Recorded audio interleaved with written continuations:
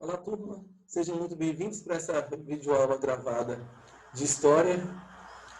Esta aula será a nossa terceira aula sobre o tema dos fenícios.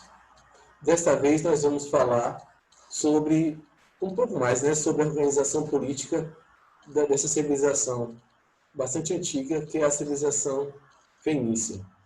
Então, nas aulas passadas, nós falamos sobre algumas cidades da Fenícia, as cidades-estados, que a Fenícia também se organizava em cidades-estados. Nós falamos da estrutura de Ugarit, falamos também das atividades em Biblos, antiga Gubla, e falamos sobre Tiro. Na aula de hoje nós vamos dar seguimento. Então vamos junto, vamos nessa. Para mais essa videoaula.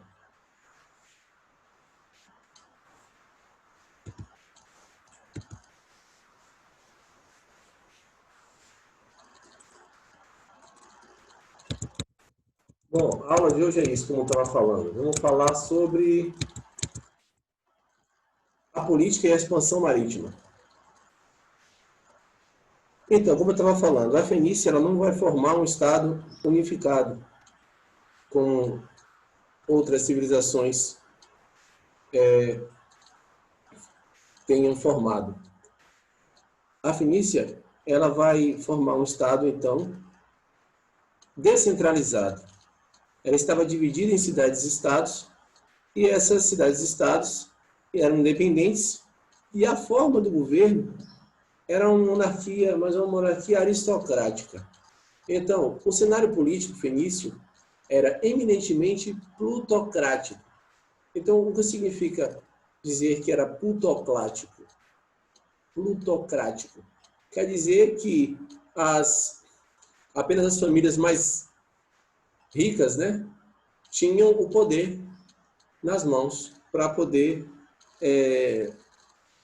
se tornarem monarcas no futuro, Então, era uma política extremamente comercial, uma política voltada para o comércio.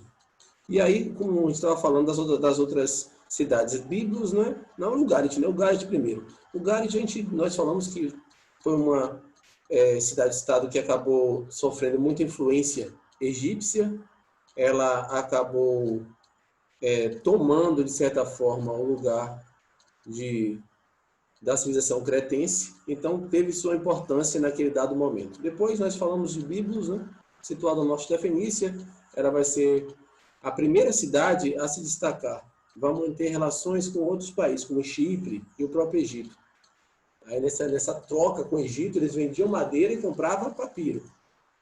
E também Tiro, que foi a última cidade a atingir a liderança comercial e vai marcar o apogeu da Fenícia. Então, o desenvolvimento do comércio entre os fenícios aconteceu primordialmente através da realização de trocas de mercadorias. Com o passar do tempo, a expansão das atividades privilegiaram a fabricação de moedas, que facilitaram a realização de negócios. Então, como todo Estado, ele vai precisar, e mais um Estado voltado para a atividade comercial, o comércio foi a atividade básica da economia da região fenícia, vai precisar de uma moeda para poder articular essas negociações. E isso vai sofrer um grande avanço quando for ter uma moeda, porque a troca de mercadorias, ela, às vezes, nem sempre ela é satisfatória, A presença fenícia em regiões como Lepsis, Cirene e Cartago, por exemplo, acabavam se manifestando muito mais intensamente por conta do fluxo mercantil. Além da predominância geográfica, os fenícios passavam por vários processos de miscigenação cultural, por conta do contato constante com povos e culturas diferentes. Ou seja, acabavam assimilando diversos aspectos étnicos, culturais, religiosos e artísticos de outros povos para si. Então, os fenícios, eles não eram povos que tinham, em termos de culturais, digamos assim, né? Eles não tinham, em termos de religião, eles não tinham uma originalidade. Eles se deixaram influenciar por outros povos, até porque eles, nessa questão do fluxo mercantil, da posição geográfica favorecida que tinha, o contato com outros povos era extremamente necessário para que fluísse, né, a sua economia do lugar, a economia do lugar, né? Então era muito interessante essa miscigenação cultural que tinha no lugar. É um lugar que tinha um intenso comércio, o porto era bastante movimentado, então pessoas de vários lugares passavam por lá. Aí o comércio fenício, como a gente está falando, né? E aí, nas aulas passadas, nós tínhamos dito que eles fabricavam a púrpura, uma tintura utilizada no tingimento dos tecidos, mas também importavam ferro e prata, principalmente da Península Ibérica, e também ouro, marfim, também da África, e também negociavam escravos. E principalmente o papiro e o trigo do Egito. E ao passo que eles também vão exportar joias, vasos, tecidos e estatuetas também. Então a atividade é muito intensa aí. São povos do mar, povos feitos realmente para comerciantes e navegadores. Ao longo da orla do Mediterrâneo e do Mar Negro, os fenícios estabeleceram intensas rotas comerciais e fundaram inúmeras colônias, sendo a mais próspera a cidade de Cartago, no norte da África, por volta de 814 a.C. Aí destaca-se essa colônia, né, Cartago, que vai ser bastante movimentada aí. Vamos ver aqui a rota, né? Olha aqui, Sidon, Tiro, Biblos e o Garit. E as rotas todas que eles faziam, né? Creta, Sicília, Sardenha, e até chegar aqui no Tanger. E também até no Oceano Atlântico, mais acima também tinha movimentação. E tanto África quanto Europa, quanto Oceano Atlântico e também Ásia. Existia essa rota. Cartago, no norte da África, se tornou importante centro comercial e passou a rivalizar com os romanos. Foram travadas 3 longas guerras até os romanos destruírem a cidade. E aí é uma disputa, quando a cidade começa a se destacar, começa a ser uma principal colônia, como foi o caso de Cartago, ao norte da África, outras regiões também vão acabar entrando em confronto. E foi o caso que aconteceu com Cartago, o que ocasionou a destruição da cidade por parte dos romanos em 3 longas guerras que existiram. Aí nós vemos algumas imagens de Cartago. À esquerda, uma imagem... as duas imagens, a imagem da esquerda está bem mais atualizada, digamos assim, né? Atualizada não, ela está mais, digamos assim, a câmera, a foto, o posicionamento, ela está uma foto mais atual, né? As duas, na verdade. E aí as ruínas de Cartago, essas outras 2 imagens. Dá para ver realmente que o lugar está bastante preservado. Claro que o tempo acaba sendo um obstáculo grande na preservação de estatuetas. Nós temos que, por exemplo, essa estatueta aqui, está vendo? A nossa direita, ela está sem a cabeça. Mas fora isso, o lugar está bastante limpo, bastante conservado. Colônias fenícias, algumas colônias da Fenícia, mais uma vez destacando aí aqui em lilás as influências da cultura fenícia. E vai acabar expandindo aí. Influência da cultura grega, aqui de verde água, e a influência da cultura grega e fenícia, neste azul aqui.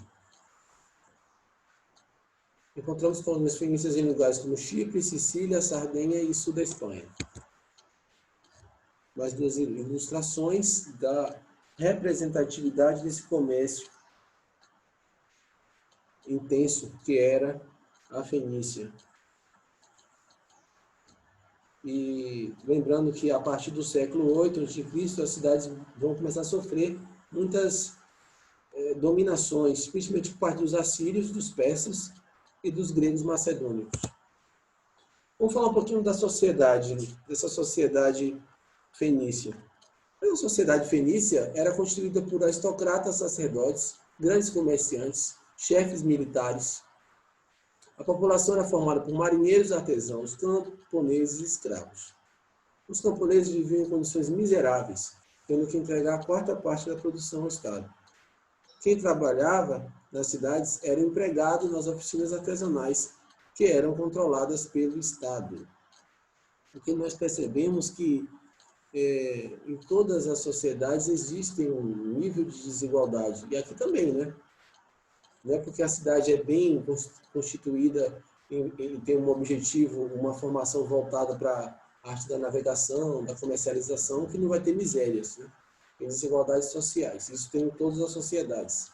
E aqui na Fenícia também tinham essas condições miseráveis que os camponeses tinham que enfrentar. A maior parte dos produtos exportados pelos fenícios era feita nas oficinas dos artesãos, controlados pelo Estado, que se dedicavam lá. Alguns pontos aí que o Estado também interferia na vida, né? O Estado ele não é centralizador, mas ele acaba interferindo de maneira bastante ativa na estrutura da sociedade. Destacamos a metalurgia, armas de bronze e ferro, joias de ouro e prata. Na metalurgia, os fenícios vão exportar esses produtos, né? Fabricação de vidros, teriam sido eles os descobridores do método de fabricação de vidro transparente. Isso é importante, porque eles produziam vidro transparente e descobriram também a púrpura, né? Nós já falamos a respeito disso. E fabricação de tecidos finos na cor púrpura, tinta obtida com uma substância avermelhada extraída do muris, molusco do Mediterrâneo. E as madeiras, né? As árvores de cedro, que era uma madeira bastante bem quista pelos outros povos, que era muito boa para fazer embarcações. Economia. Continuando falando um pouco da economia, né? A principal atividade econômica dos fenícios era o comércio, como nós estamos falando. Em razão dos negócios comerciais, os fenícios desenvolveram técnicas de navegação marítima, tornando-se os maiores navegadores da antiguidade. Desse modo, comercializavam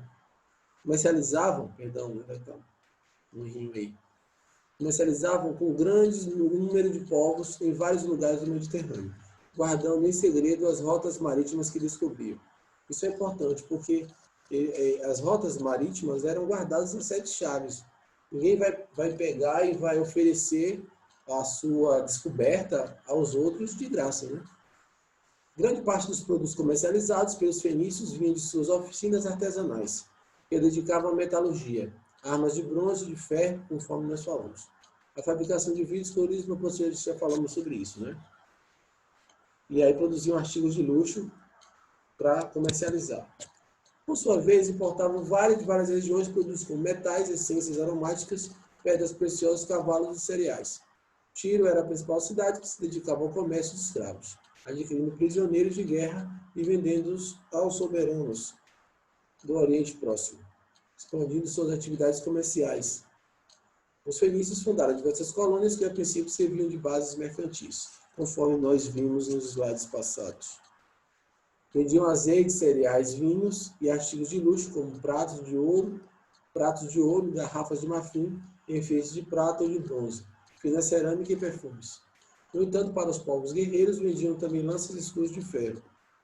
Como aquelas civilizações estavam em constantes crises e guerras, então era uma cidade que era bastante visitada para a compra desses objetos. 2 ilustrações, mais uma vez à minha direita, destacando o comércio intenso. O fervilhante comércio era praticado nos portos das principais cidades. E à esquerda, um pequeno pingente de vidro colorido, que eles faziam. Uma habilidade artesanal bastante destacada também. era uma das especialidades deles. Boa fama? Nem sempre. Destacamos 2 pontos importantes. Em alguns locais por onde passaram, não gozaram de boa fama de honrados comerciantes. Isso porque atraiu os filhos dos nativos de uma determinada região, onde atacavam para fazer suas vendas, para conhecer os barcos e os capturavam para vendê-los como escravos. Também eram acusados de copiar as tecnologias de outros povos e se distribuir como se fossem suas. Aí duas atividades bastante ruins, né, negativas para qualquer povo. A primeira, praticamente sequestravam, né, os filhos dos nativos das regiões que haviam aberto as portas para a Fenícia, para poder desenvolver a atividade comercial, e aí, em troca, os fenícios acabavam sequestrando, né, raptando esses nativos para poder fazer os escravos. Uma atividade bastante também sombria, né, nesse aspecto. E até a questão da tecnologia, por serem povos que estavam sempre em viagens, eles tiveram muitas observando, né? Eles tiveram muita curiosidade, estavam antenados, estavam bastante em contato com outras tecnologias e acabavam copiando essas tecnologias e vendendo o peixe como se fosse deles próprios. Representação de um mercado fenício na Espanha. Porque tem que ver os 2 lados da moeda, né? Porque a gente sempre destaca as qualidades dos povos, temos também que trazer aí, quando necessário, os defeitos, né? Fala um pouco da religião dos fenícios. Baal era o deus associado ao sol e às chuvas. Ayã, seu filho, era a divindade das fontes. Astarteia era uma deusa vinculada à riqueza e à fecundidade. Durante seus rituais feitos ao ar livre, os fenícios costumavam oferecer o sacrifício de animais e seres humanos, bebês recém-nascidos. A religião dos fenícios era politeísta e antropomórfica. Os fenícios conservavam os antigos deuses tradicionais dos povos semitas, as divindades terrestres e celestes comuns a todos os povos da Ásia Antiga, mas não deram mais importância às divindades do mar. Bom, aqui destacamos Baal, né, que era um deus bastante conhecido, era o Baal, né, o deus do trovão, da tempestade e da chuva. Talvez represente a questão também das águas, dentro dessa perspectiva, né, porque não tem um deus específico no mar. O que é um pouco duvidoso, né, e é um pouco estranho, porque eles eram povos que estavam sempre em constante atividades marítimas. E aí a Astarteia, né, que é a deusa da fecundidade, e destacamos também alguns dos rituais religiosos que eram bastante cruéis com os sacrifícios humanos. Cada cidade tinha seu deus, Baal, que é o deus do trovão da tempestade, o Senhor, associado muitas vezes a uma entidade feminina, Baalit. O Baal de Sidon era Esmun, deus da saúde. Biblos adorava Adonis, deus da vegetação, cujo culto se associava aos de Astarte. A caldeia Star, a grega Astarteia, deusa dos bens terrestres, do amor e da primavera, da fecundidade e da alegria. Em Tiro rendia-se culto a Melcar e Tanit.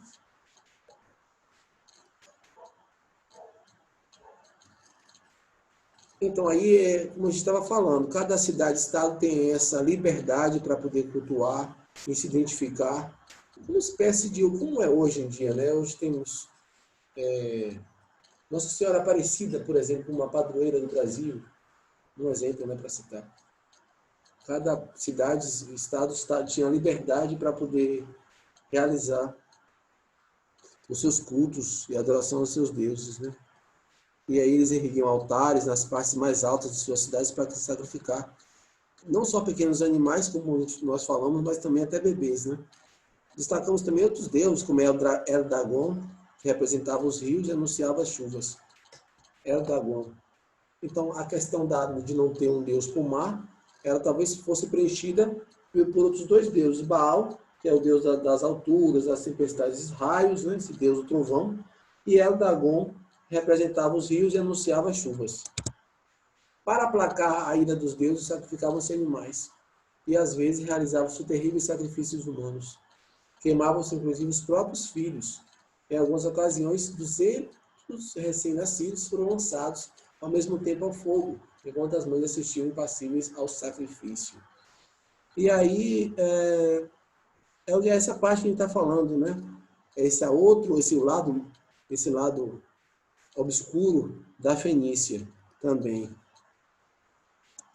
que para acalmar a ira dos deuses sacrificava os próprios filhos, os próprios seres humanos. Talvez quando as coisas não estavam dando muito certo, né? Os negócios não estavam indo bem, achavam que estava algum espírito, esses espíritos estavam tendo interferência, os deuses interferiam, então eles tinham que tomar alguma providência e achavam que essa era uma providência necessária a ser tomada. Aí Baal e Astarteia são deuses fenícios, deuses mais cultuados, mais populares. Astarteia, deusa da fecundidade, e Baal, como foi dito, deus do trovão, das tempestades. E aí o sarcófago fenício, o sarcófago que eles também se inspiravam muito no Egito, principalmente, mas a gente percebe que esses sarcófagos eles não são como os sarcófagos egípcios, né? Os sarcófagos egípcios tinham muitos desenhos, era muito envolvida com a arte ao redor. E aqui não, aqui nós percebemos que não tem a questão artística muito presente não.